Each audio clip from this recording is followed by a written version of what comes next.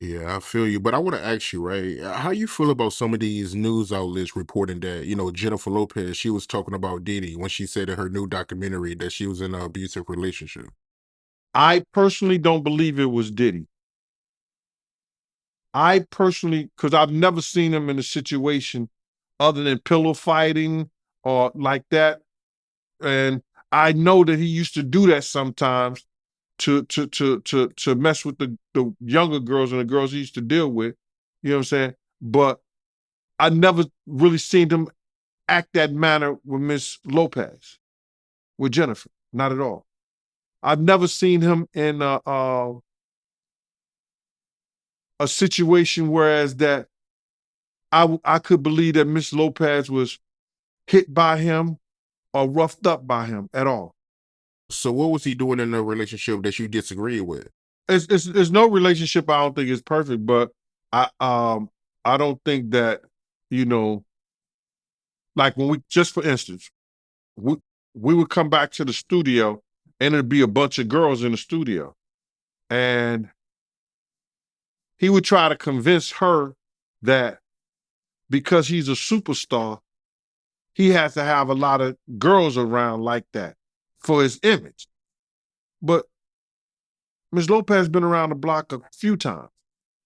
You know, she been on major networks, stars, dealt with individuals and shit like that. So, you know, what I didn't like is that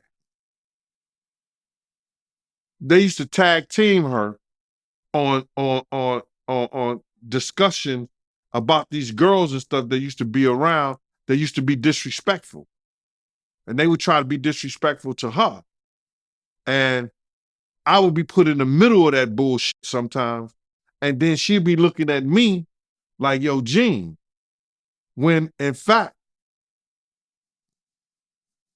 I can't do anything because he's my principal. You understand what I'm saying?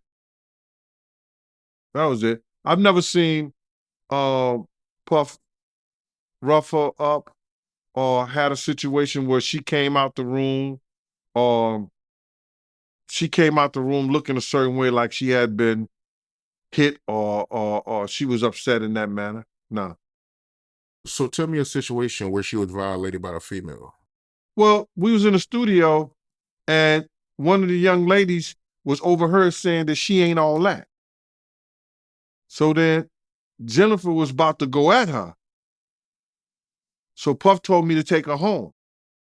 So I took her home on this particular night and she went, got the jeans on, put her hair back in a little ponytail, the little bun thing, had the jean jacket on.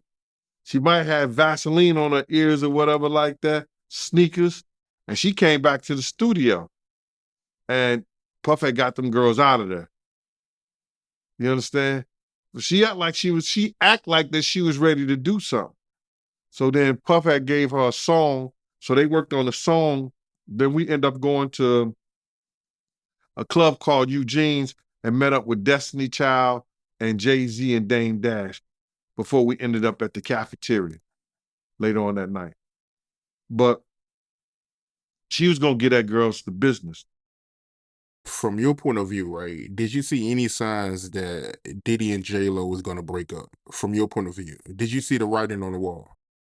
Well, when I saw a lot of people, a lot of investigators following us, I knew they were private eyes because I worked for a private eye company at that time also.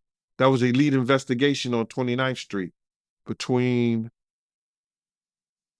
what was that, 10th and 11th Avenue. It was on 29th Street, Elite Investigation. So you know a lot of the private eyes, different private eye companies. You work with them on different other clients. One time we had Sharon Stone. So I knew a lot of the guys, and I saw a couple of guys who worked a couple of jobs with me before watching us. So I know a couple of guys that were watching us. So I was trying to tell Paul, yo, we got PIs following us. You know what I'm saying? So it was only certain reasons if they was following us, if they was PIs, somebody was trying to find out something on us. And they'll usually be following us, not when we're going to a big party and stuff like that. They'll just be following me and Puff on our days that we were out and about and we were going certain places. So either somebody hired private eyes to follow us on behalf of Jennifer Lopez, or she did it. But why you think her and her team would do that? Somebody hired private eyes to follow us. It could have been her manager, Benny Medina. He didn't like Puff. You understand? So I could tell when in the first meeting, when I was around him and Puff, when I was in the first meeting with around him and Puff, we was in this meeting, and I could tell how he was talking to Puff. You know what I'm saying? That he didn't so much care for Puff. So anything to get Jennifer away from him, I think he was capable and ready to do it. And you said J-Lo mom didn't like Puff either, right? His mom couldn't stand. Mom never took a present, a gift. If she needed air to breathe, she wouldn't take his last breath.